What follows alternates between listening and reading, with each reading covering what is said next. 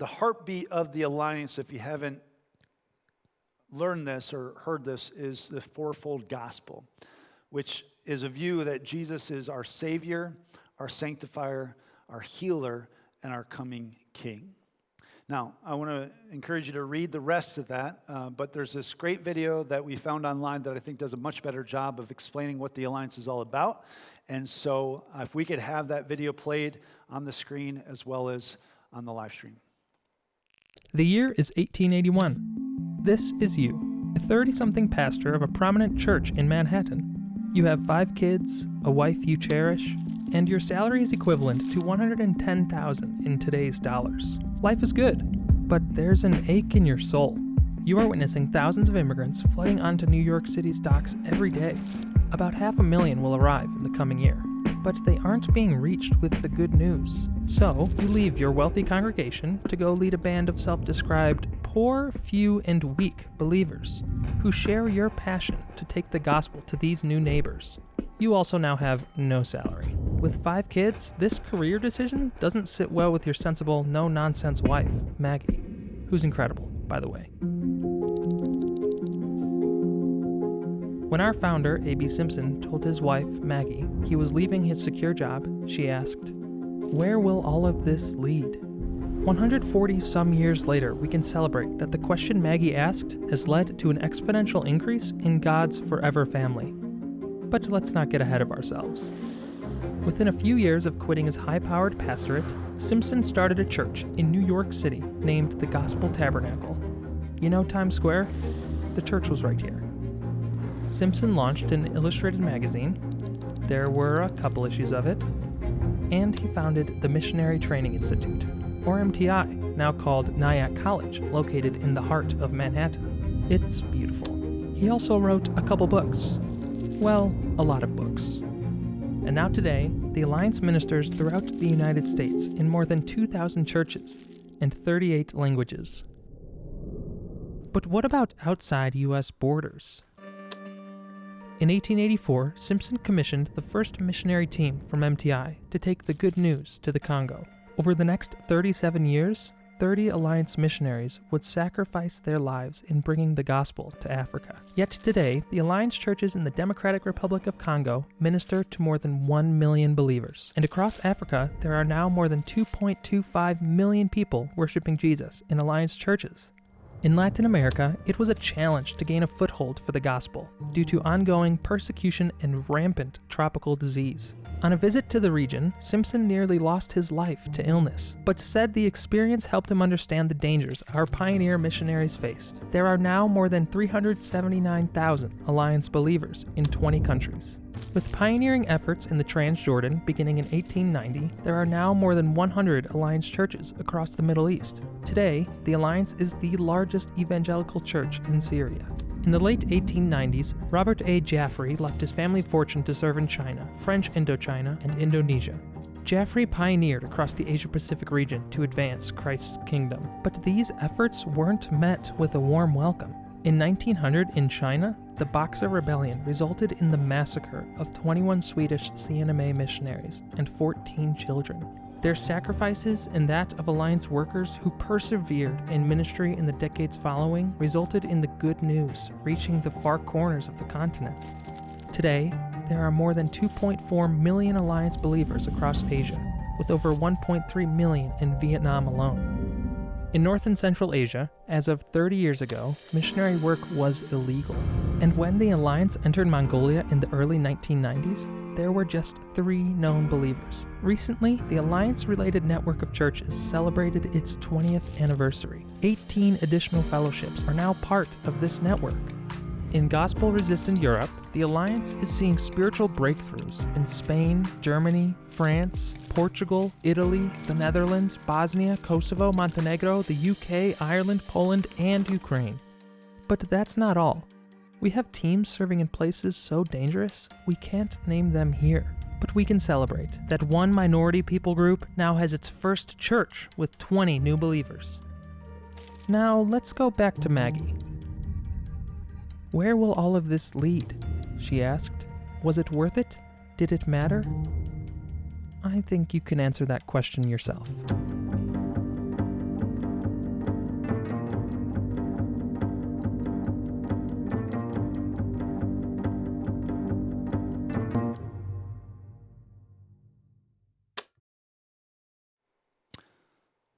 That's pretty cool, huh? I hope that gives you a picture like when you're part of the church here at Crosstown, as a member especially, you're part of a larger movement of believers all across the world. That's pretty impressive. Before I became a pastor like 12 years ago, I had no idea, no clue about the Christian and Missionary Alliance. When someone said CMA, I either thought Country Music Awards or the Christian Motorcycle Association, both of which I was familiar with. I had no idea about the Christian Missionary Alliance. We were living in Texas at the time. There wasn't a lot of churches in the CNMA down in that area. But in the Northeast, there are many church plants. And as you just saw, they're all over the world. And so I hope you're encouraged by that it's not just about here in the States, it's what God's doing all over the world. And we get to be a part of that when we give to missions, when we partner with international workers, like we do at our church. We're praying for them, we're supporting them financially through the budget, and we get to be a part of what God's doing all around the world, which is pretty cool. And yet, God's doing something pretty amazing here in the home front as well through our local churches. And so about 8 years ago, at the time of this recording, we planted our first campus in a response to a dying church that had about 10 people left in it.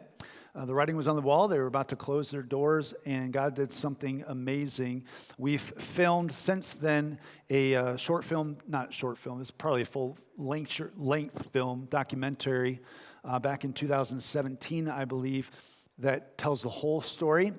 And that's a little bit too long for today's class, and so we've shortened that to about a 9-minute video that kind of gives a really good summary. So we're going to play that video for you now, and hopefully that'll give you some of the background behind our church. With that said, if you would like to view this video or the full-length documentary, you can search Crosstown Alliance on YouTube. Ripples of Grace is the name of the documentary, and this video that we're going to show you now is called The Story of Crosstown Alliance. So go ahead and play that video, guys.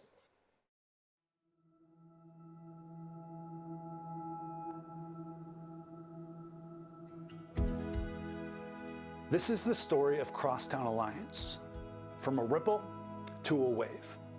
We call it Ripples of Grace because back in 2012, we heard about a church that was 35 miles away that was struggling to survive. The church had gone through a church split from 40 people down to about 20, and when we approached them, there were about 10 people remaining, all of which probably served on their board. Their pastor was bivocational, and they really didn't have a future going forward. The writing was on the wall, and their church was going to close unless we did something about it. I remember during that time teaching our church, which was at that time around 180 people, through the story of Nehemiah, where Nehemiah hears about something that happened over 1,000 miles away, and his heart breaks. He has this holy discontent to do something about the walls of Jerusalem, which had been burnt and torn down. And so he acts, and he steps up, and he moves. And so that was the challenge for our church, to do something about the dilemma, the problem that we saw all over our region of churches struggling to survive and eventually closing their doors. And we couldn't solve everybody's problem, but we wanted to be a part of the solution for this church. And so we approached their board and kind of cast this vision for a new church, to be one church in 2 locations, to do this thing together, to share this sermon and to deliver it via video, but to have a campus pastor at each location that focused on discipleship and leadership development and equipping of the saints, as Paul refers to in Ephesians chapter 4, verse 11. Just to pool our resources together, all of our resources that we had and their limited resources. It seemed like a win-win. But unfortunately, their board decided to close their church doors. And they had their last service in the fall of 2012. But that wasn't the end of the story. After many months of prayer and discussion by the leaders of this church, the elders, staff, and governing board, we feel led to put Acts 1:8 in a very real way into our church. And that is to start a multi-site campus in Olean, New York, at the Grace Alliance Church. Our district gave us ownership of that building, and over the next year, we renovated and we revitalized that struggling church. And we sent 30 launch team members from a church of only 180 people. And to say that there was some anxiety in those early days, whether or not this was going to work, is an understatement. We had no clue whether this was going to be successful. Little did we know that God would send over 120 people to launch that church. And God has been faithful from the very beginning of those early days. I remember one of the remnants from the old church, which just so happened to be called the Grace Alliance Church. Her name was Cheryl, and she decided to be a part of this adventure with that launch team for our very first campus plant. I found out a couple years after that she likes to jump out of airplanes. Her hobby is skydiving. And I thought that suited her and the church well, that we believe that playing it safe is risky.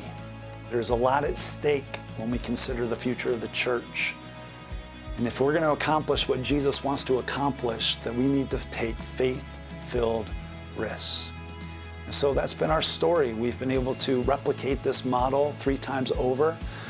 2 years later, after our first campus plant, we heard about a church in Arcade, New York, with only 12 people remaining. Sweet people who loved Jesus but didn't really have a future because their pastor was retiring and they wouldn't be able to afford another pastor.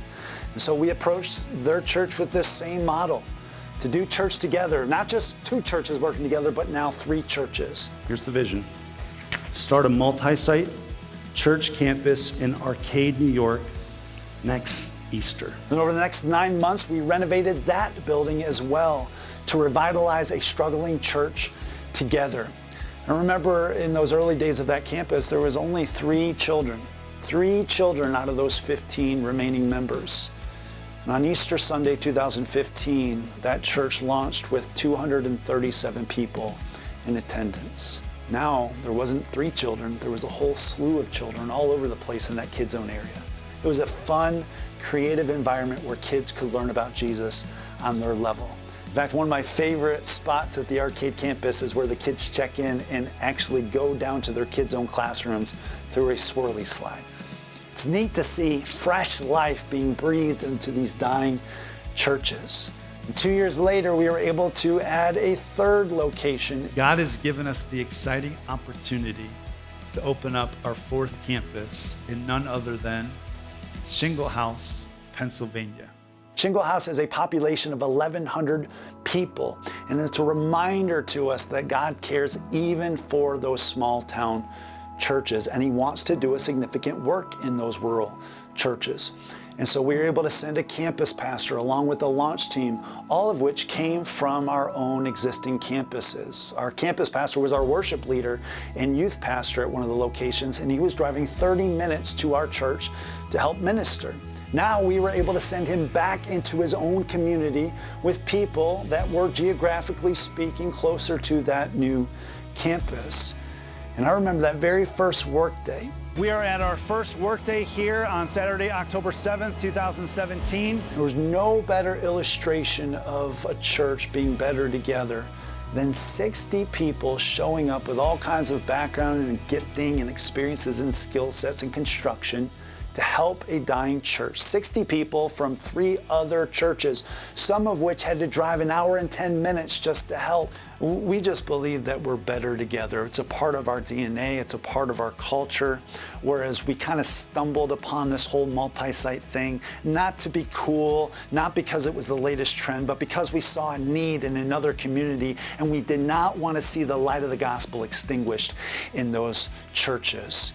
And now we're just more intentional about it. We've hired a campus plant pastor to plant a 5th location, which we've identified. This is kind of where it all started, and then we're moving.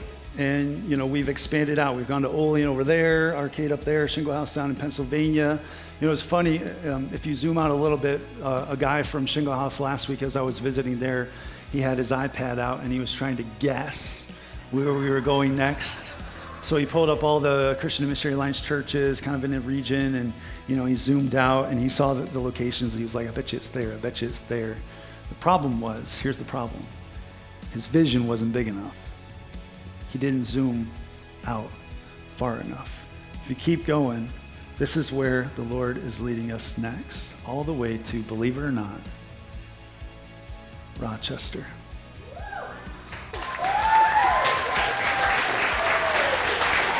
which has a population of not 1,100, but 177,000 in a 5-mile radius. And so God has used that model to convince us that we're better together. We're not just better together, but we're stronger together, and that we need to stay together as a church to solve this problem that we see all around the country. In our region alone, in our district, there's 78 churches. 20 years ago, there was 95 churches. Think about that. In 20 years, there's been close to 20 church closures. And out of those 78 churches left, 30 are actually hanging on by a thread that we've identified that perhaps could close within the next 3 to 5 years. We're not okay with that. And again, we can't solve everybody's problem, but we want to be a part of the solution. We feel like this model is one of the models that the Lord is blessing. And so, as you attempt to lead change in your context, may you be inspired as we have been over the last several years, as we've seen God move in our midst, a God that is able to do immeasurably more than we could ever ask or imagine. May you too be inspired that one small ripple can create a wave of change.